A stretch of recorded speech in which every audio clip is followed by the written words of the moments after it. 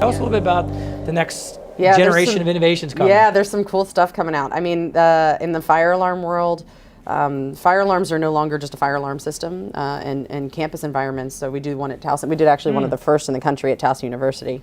And we've done some at other universities as well, and campuses like Social Security and some others.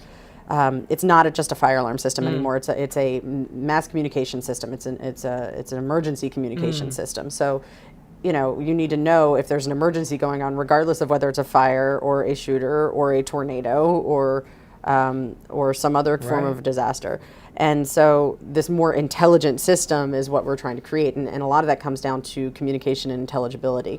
You know, a lot of people think, oh, if I just get the text message that alerts me, that's all well and good. Well, when the earthquake happened here a couple of years ago, were you able to make a phone call?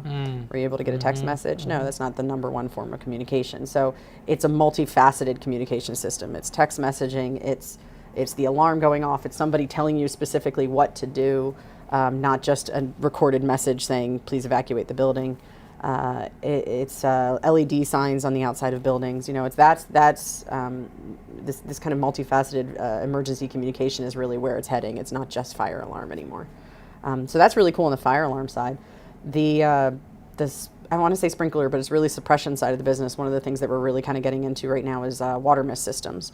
So it's like a sprinkler system, but they're water and pressurized tanks that comes out so fine. It's like a molecular level of water that the fire actually draws the water into itself because it thinks that those molecules are oxygen. That's how tiny they are. And it creates no water residue or damage. So you can use it in historic and heritage. You can use it in generators and generator equipment, places where you wouldn't traditionally want to dump a whole bunch of water, because sprinkler water can make a big mess.